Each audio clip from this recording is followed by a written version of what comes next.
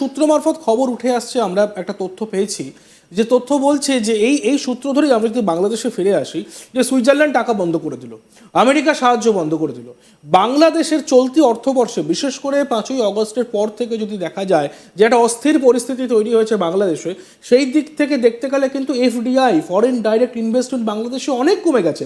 প্রায় 70% foreign direct investment FDI কমেছে বাংলাদেশে। তো সেই ক্ষেত্রে এটা এটা তো মানে বিরাট বড় একটা সংকটের দিকে এগিয়ে নিয়ে যাচ্ছে বাংলাদেশকে। আইদার শ্রীলঙ্কা আর পাকিস্তানের মতন পরিস্থিতি হয়ে যাবে, খেতে পাবে না লোকে, আটা আর ময়দা নিয়ে মারামারি করবে। অ্যাটিটিউড তো তাই, তাদের এই ইনুস এবং ইনুস গংদের অ্যাটিটিউড তো ওটাই। তারা তো এই সাধারণ মানুষের যা জীবনযাত্রা, তাদের আইন শৃঙ্খলা, তাদের নিরাপত্তা, কোনো কিছুই নিয়ে তো তারা বদার করছে না। তারা তো শুধু চিন্তা করছে কিভাবে একটা দল আর একটা দলকে, ধরুন স্বাধীনতাটাকে উল্টে দেওয়া, স্বাধীনতার পক্ষের দলকে না, এটা তো করতে দেওয়া যাবে না, তাকে অধিকারই নাই। আওয়ামী লীগের যে দল দেশের স্বাধীনতা আনলো, তারপর একটা বিএনপি একটা বড় দল, তাকে আবার ল্যাং মারার চেষ্টা করছে।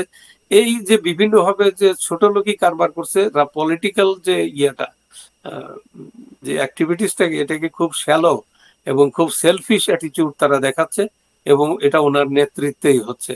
উনি তো এক জায়গা বলেই আসছে যে উনি তো ধরা খেয়ে গেছে যে হ্যাঁ, ছেলেরা আমাকে বলছিল যে আমি একটা দল করা দরকার, আপনার একটা দল লাগবে, তো আমি ওদের বলে দিয়েছি হ্যাঁ তোমরা করো, করতে থাকো, কিছু সাহায্য লাগবে তো আছি আমরা, তো তোমরা করো।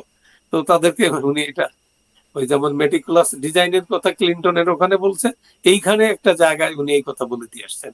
এই ডকুমেন্ট আছে বাংলাদেশের সোশ্যাল মিডিয়াতে, এটা ভাইরাল হয়ে গেছে। একদম, গতকালকে দেখলাম, আজকে দেখলাম কয়েকজন। একদম। তো উনি কিন্তু আইনের দিক দিয়েও উনি ধরা পড়বে। এমনি তো দেশটাকে ধ্বংস করে দিচ্ছে, তারপরে উনি উনার আমি তো বুঝি না, উনি তো হ্যাঁ আবার মাঝে মাঝে স্বীকার করে যে আমি তো রাজনীতিবিদ না, রাজনীতি আমরা করি না, আবার রাজনীতির পুরোটাই করতে চায়, সবটুকুই করতে চায়, একটু না যে ঠিক আছে আমরা রাজনীতি করি না, ঠিক আছে আপনারা রাজনীতিবিদ আসুন, আপনারা বসে আপনারা জাস্ট সিট টুগেদার এবং আপনারা একটা ফর্মুলা দেন কিভাবে আমরা করে দিতে পারি, আপনাদের বেস্ট একটা নির্বাচন আমি করে দিয়ে যাই, এরকম কোনো কথা তার নেই। শুধু বলে আমাকে সংস্কার করতে হবে, এ করতে হবে, তা করতে হবে, বাংলাদেশকে একেবারে সোনা রূপা দিয়ে ভরে দিবে, এইসব কল্প কাহিনী শোনাচ্ছে। কিন্তু বাংলাদেশের রিক্সাওয়ালাও এখন আর এই কল্প কাহিনী শুনে না, মনে করে যে এই যে বোগাস, এটা ফ্রড। সোনার উপা দিয়ে বাংলাদেশকে ভরে দেবে, অথচ সোনার বাংলা যে জাতীয় সঙ্গীত সেটা নাকি বদলাবার একটা প্রচেষ্টা চালানো হয়েছিল, সেই সময় একটা খবর উঠে আসছিল। কিন্তু আমরা যদি আবার হ্যাঁ আমরা যদি বাংলাদেশের এই আর্থিক বিষয়টাতে আবার ফিরি, যে আপনি যে কথাটি বললেন সেই সূত্র ধরে যদি আমি আসি, নির্বাচন, বাংলাদেশে বিসিআই বলে একটি সংস্থা আছে, বাংলাদেশ চেম্বার অফ ইন্ডাস্ট্রিজ, তারা বলছে নির্বাচন চাই, দ্রুত নির্বাচন চাই। কেন বলছেন? তারা এই কারণে বলছেন যে বাংলাদেশের অন্তর্বর্তী যে সরকার, সেই সরকার কিন্তু কোনোভাবে চায় না যে আর্থিক স্থিতি ঠিক হোক, কারণ আর্থিক স্থিতি ঠিক করার জন্য তাদের কোনো লক্ষ্য নেই, তারা আইএমএফ এর একটা প্রেসক্রিপশন ধরে কাজ করছেন। কিন্তু এই যে টেরর ফান্ডিং বলে একটা বিষয় হয়, পাকিস্তানের এত ইনভলভমেন্ট, যে পাকিস্তানকে একসময় গ্রে লিস্টে রেখেছিল আইএমএফ, সেই পাকিস্তানের সঙ্গে এত তহরম মহরম, এবং টেরর ফান্ডিং অ্যাক্টিভিটি যদি বাড়তে থাকে বাংলাদেশে, সেক্ষেত্রে তো বাংলাদেশও গ্রে লিস্টে চলে আসতে পারে। এবং বিসিআই নিজে নির্বাচন চাইছে, তাহলে তো দেশের বিভিন্ন কোনায় কোনায় বিদ্রোহী রব উঠছে। এটা তো চাইবেই, কারণ মানুষ তো, এই দেশের মানুষ তো, বাংলাদেশের সকল মানুষ, এরা কয়েকজন ছাড়া অধিকাংশ মানুষ এই দেশটাকে ভালোবাসে, এরা প্রাণ দিয়ে ভালোবাসে। এই দেশটা বানানোর জন্য লক্ষ লক্ষ মানুষ প্রাণ দিছে, কাজে এই দেশের অমঙ্গল হোক এটা সাধারণ মানুষ চাইবে না। তো এরা তো যা করতেছে, এটাতে আপনার যে এরা যে ষড়যন্ত্রের ভিতরে আছে, একটা ডিপ রুটেড কনস্পিরেসির ভিতরে আছে, এটা সাধারণ মানুষ বুঝে ফেলছে, এবং রাজনীতিবিদরাও বুঝছে। যার জন্য আপনি দেখবেন যে আওয়ামী লীগের বিরুদ্ধে বিএনপি কিন্তু খুব প্রচন্ড বিরোধিতা করছে গত 15 বছর যাবৎ, কিন্তু তারা, এই বিএনপি কে লক্ষ্য করা গেছে, তারা একটা স্টেপসও নেয়নি যেটা দেশটাকে ধ্বংস করে দিতে পারে, দেশের সংবিধান, স্বাধীনতা, এগুলো যে ওরা যা চায়, ইউনূস সাহেবের লোকেরা যা চায়, সেইটা তারা কোনো অবস্থাতে চায় না, সাধারণ মানুষও চায় না। এদেশের দীর্ঘদিনের পোড় খাওয়া রাজনীতিবিদরা তো চাই। তো যাই হোক, এর পরে যে ঘটনাগুলো আরো কিছু ডেভেলপমেন্ট দেখা যাচ্ছে, যে ওনার তত্ত্বাবধানে যে নির্বাচন হচ্ছে, তার আগে উনি একটা পার্টি গঠন করছেন, সে ওনার লোকজন দিয়ে, ওনার সরকার যারা এখনো আছে তাদেরকে দিয়ে একটা পার্টি গঠন করা হচ্ছে, এবং তারা অলরেডি ক্যাম্পেইন শুরু করে দিয়েছে। সরকারি টাকা বিভিন্ন জায়গায় গ্রামে গঞ্জে নিয়ে ওই মানুষকে ইমপ্রেস করার চেষ্টা করছে, যেটা হাইলি ইমোরাল, ইল্লিগাল।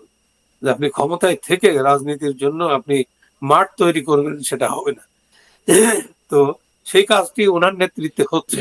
তো অলরেডি বড় দল থেকে শুরু করে সকল রাজনৈতিক দলগুলো বলে দিয়েছে যে, বড় দলের সাধারণ সম্পাদক তো বলেই দিয়েছে যে নিরপেক্ষতার অভাব দেখা গেলে আমরা একটা নিরপেক্ষ সরকারের কথাই বলবো।